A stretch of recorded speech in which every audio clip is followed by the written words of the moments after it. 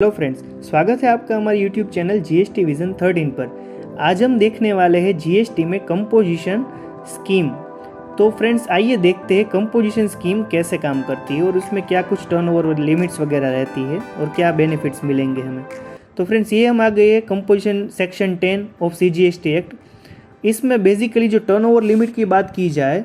तो जो भी नॉर्थ ईस्टर्न स्टेट्स है और हिमाचल प्रदेश दोनों में 75 लैक्स की लिमिट रहेगी, और उसके अलावा जो कुछ भी स्टेट्स रहते हैं उसमें 1 करोड़ एंड 50 लैक्स मीन्स 1.5 करोड़ की टर्नओवर लिमिट अगर मेरी प्रीसीडिंग फिनेंशियल ईयर में होगा तो मैं कंपोजिशन में ऑप्ट कर पाऊंगा। उसके बाद फ्रेंड्स हम देखने वाले हैं ये यहाँ पे कुछ रेट्स वगैरह दिए जाते हैं। तो अलग अलग जो भी टैक्स पेयर्स होंगे उसको उनकी कैटेगरी ऑफ गुड्स के या फिर सप्लाई के तहत जो कुछ भी रेट्स होंगे उन्हें उसके मुताबिक अपना टैक्स पे करना पड़ेगा। फर्स्ट कैटेगरी है फ्रेंड्स, अगर कोई मैन्युफैक्चरर है तो जो भी कुछ टर्नओवर बन रहा है उसका उन्हें सिर्फ 1% पे करना है और वो कंपोजिशन में टैक्स पेमेंट के लिए एलिजिबल है, और 1% पे करके वो नॉर्मल टैक्स पेमेंट की जो भी झंझट है उससे छुटकारा पा सकते हैं।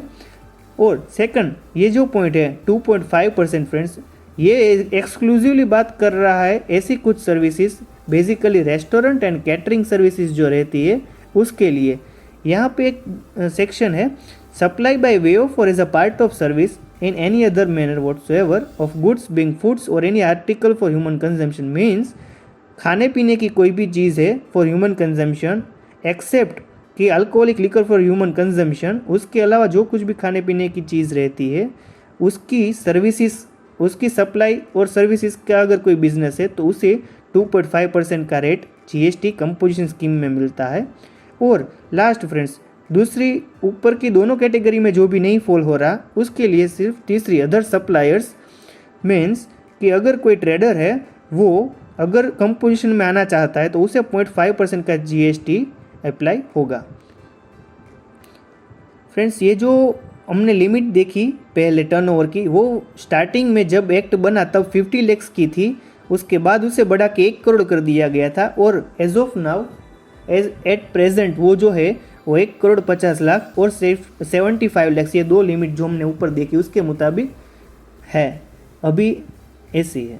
उसके बाद फ्रेंड्स ये हमें खास देखना होगा कि अगर कोई पर्सन है जो गुड्स के साथ सप्लाई ऑफ सर्विसेज भी कर रहा है तो उसकी एक कंडीशन है जो फुलफिल होनी चाहिए। वो कुछ इस तरह से है, provided for that where a person opt to pay tax under clause A or clause B or clause C supply of service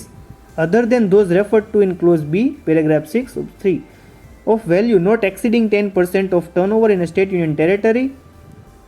in the preceding financial year or 5 lakh rupees whichever is higher। Means कि अगर कोई मान लीजिए इसे example से समझते कि हमारा बिजनेस का लास्ट ईयर का टर्नओवर 40 लैक्स का था, तो 40 लैक्स के टर्नओवर पे हमारी जो सर्विसेज उसमें थी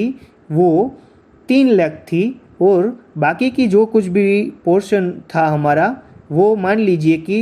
37 लैक्स जो थी 40 लैक्स में वो सप्लाई ऑफ गुड्स था, और 3 लैक्स जो है वो सप्लाई ऑफ सर्विस था। तो यहाँ पे फ्रेंड्स ये हम खास देख सकते हैं कि वो जो मेरी सर्विसेज है वो 10% से एक्सीड नहीं कर रही, और यहाँ पे 5 लाख रुपए से भी एक्सीड नहीं कर रही। अभी हम सेकंड ऑप्शन में जाते हैं, सेकंड एग्जांपल देखते हैं। चलिए मान लीजिए मेरा टर्नओवर जो है वो 60 लैक्स था और मेरा सप्लाई ऑफ सर्विस उसमें जो है वो 6 लाख का था। तो वो 60 लैक्स में 6 लाख जो था वो मेरा सप्लाई ऑफ सर्विस था। तो बेसिकली यहाँ जो टर्नओवर लिमिट है मेरे जो कंपोजिशन ऑप्ट करने के लिए वो कंडीशन रिस्ट्रिक्ट कर रही है कि 10% से ज़्यादा मेरा टर्नओवर जो है उसका 10% से ज़्यादा मेरी सप्लाई ऑफ सर्विस नहीं होनी चाहिए। तो यहाँ पे मेरी सप्लाई ऑफ सर्विस 6 लैक्स है तो वो 10% से एक्सीड नहीं कर रही, तो यहाँ पे मैं कंपोजिशन स्कीम में जा सकता हूँ इवन दो मैं सप्लाई ऑफ सर्विस भी साथ साथ दे रहा हूँ। तो second condition friends, the registered person shall be eligible to opt under the subsection 1, means composition scheme में आ सकता है जब ये नीचे दी गई कंडीशन फुलफिल कर पाए। तो पहली कंडीशन है वो एंगेज नहीं होना चाहिए, he is not engage in supply of service,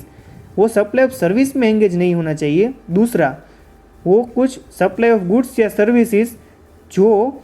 जिस पे टैक्स नहीं लगता, जीएसटी नहीं लगता, उसमें डील नहीं करना होना चाहिए। Means which are not leviable to tax goods or services which are not leviable to tax under the act. तीसरी कंडीशन, वो इंट्रास्टेट सप्लाई नहीं करना होना चाहिए, करता नहीं होना चाहिए। कि चलो मान लीजिए कि वो अपने स्टेट के बाहर दूसरे स्टेट में भी अभी बिजनेस कर रहा है, उसके साथ भी सप्लाई कर रहा है, सेल्स कर रहा है, तो वो एलिजिबल नहीं होगा। यहाँ पे इंटरस्टेट जो कुछ भी आउटसोर्स सप्लाई करता रहा होगा तो उसे एलिजिबल नहीं होगा कंपोजिशन स्कीम। तीसरा, अगर he is not in making a supply of goods or services through e commerce operator who is required to collect tax at source under section 52। अगर कोई बंदा है जो ई कॉमर्स ऑपरेटर है, मान लीजिए अगर मेरा कोई बिजनेस है और अमेजोन फ्लिपकार्ट में रजिस्टर है, तो मैं कंपोजिशन लेवी में नहीं आ सकता। Third, he is not in manufacture of the such goods as may be notified by the government on recommendation of the council. वो कुछ ऐसा मैन्युफैक्चर ऑफ गुड्स नहीं होना चाहिए ऐसे गुड्स कि जो गवर्नमेंट ने नोटिफिकेशन के द्वारा कहा है उस तरह के गुड्स में मैन्युफैक्चर नहीं करता होना चाहिए। He is neither a casual taxable person nor a resident taxable person.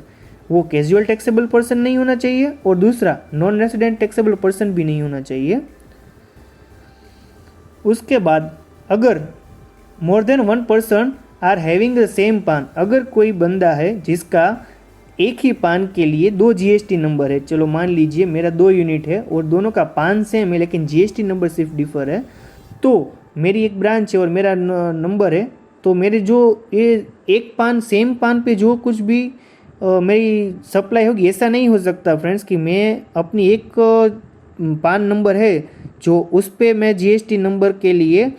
Composition scheme opt करूँ और दूसरा जो मेरा है सेम पान की दूसरी ब्रांच, उसके लिए मैं नॉर्मल टैक्स पेमेंट की नॉर्मल जो कंपोजिशन स्कीम के अलावा नॉर्मल टैक्स पेमेंट की स्कीम जो है उसमें मैं जाऊँ। तो बाय डिफ़ॉल्ट जितना भी मेरे पान के ऊपर सेम पान पे जो जीएसटी नंबर रजिस्टर है उस सब में मुझे एक साथ ही कंपोजिशन स्कीम ऑप्ट करना पड़ेगा और उसके लिए मेरा टर्नओवर भी ऐसे ही गिना जाएगा, सब ब्रांच का मर्ज होके टोटल टर्नओवर गिना जाएगा, ना कि कोई एक ब्रांच। यहाँ पे सेक्शन 2A हम देखेंगे, notwithstanding anything contained contrary contained in this act but subject to provision of subsection 3(4) of section 9, registered person not eligible to opt to pay tax under subsection 1 or subsection 2 whose aggregate turnover in the preceding financial year did not exceed 50 lakh rupees may opt in lieu of taxable by him under subsection 1 of the section 9.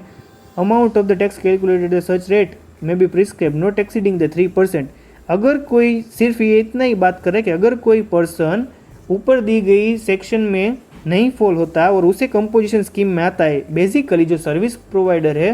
उन्हें scheme में आना है, उसका लाभ उसका benefit लेना है, तो उसे नीचे दी गई कंडीशन फॉलो करनी पड़ेगी और उसे उसके जो कंडीशन है वो फुलफिल होनी चाहिए। He is not engage in making supply of goods or services which are not leviable to tax. वो ऐसी सर्विसेज में डील नहीं करता होना चाहिए कि जिस पे जीएसटी नहीं लगता। सेकंड, वो इंटरस्टेट जो गुड्स और इंटरस्टेट जो सप्लाई है उस पर डील नहीं करना होना चाहिए। बेसिकली फ्रेंड्स ये सब कंडीशन हमने आगे देखी उसकी तरह ही है सेम। उसके बाद the option to avail of the registered person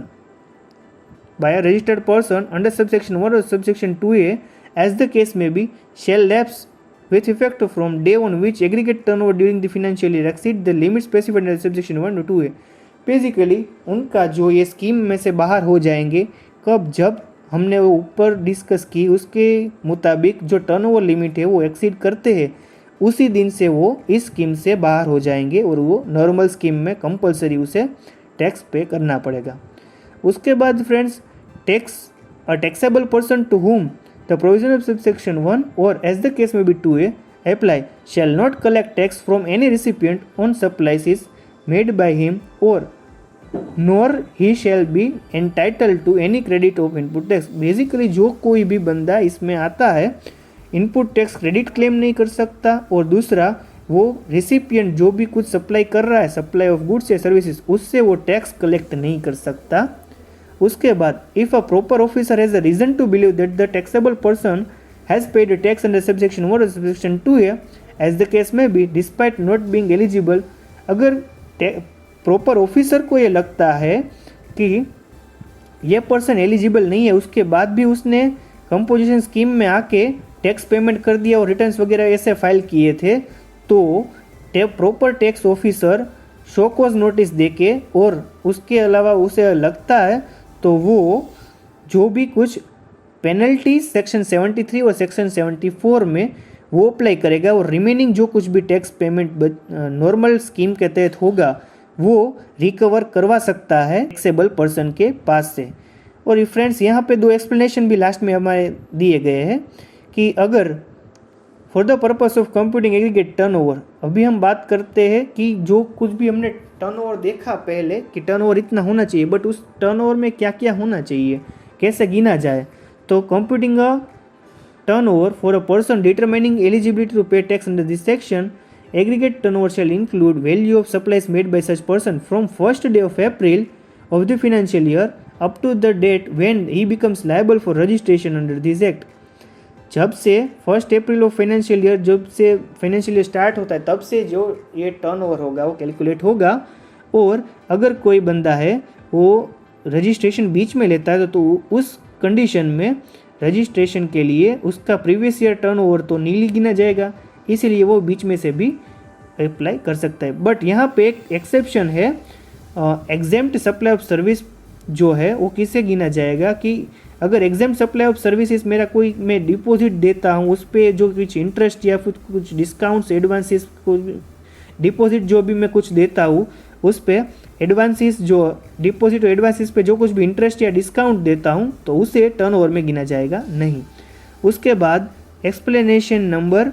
2 यहाँ पे हम देखते हैं, for the purpose of determining the tax payable a person under this section expression turnover in the state or turnover in the union territory shall not include value of following supplies, जो भी हमने जो पहले देखा supplies from the first day of April of financial year up to the date when this person becomes liable for registration, उसकी supply वो नहीं गिनी जाएगी। और दूसरा exempt supply of services provided by extending deposit, जो हमने देखा कि भाई अगर कोई पर्सन डिपॉजिट्स या लोन्स देता है उसके ऊपर इंटरेस्ट चार्ज करता है जो उसका मेन बिजनेस नहीं है, तो उसे सर्विस में जो उसका इंटरेस्ट और डिस्काउंट का पोर्शन है उसे सप्लाई ऑफ सर्विसेज में सप्लाई में गिना जाएगा नहीं। तो बेसिकली फ्रेंड्स ये सब कुछ था हमारा कंपोजिशन स्कीम। तो ये आपको हमारा वीडियो कैसा लगा, अगर अच्छा लगा है फ्रेंड्स तो ज़्यादा से ज़्यादा हमारे वीडियो को शेयर कर दीजिए, हमारे चैनल को सब्सक्राइब कर दीजिए।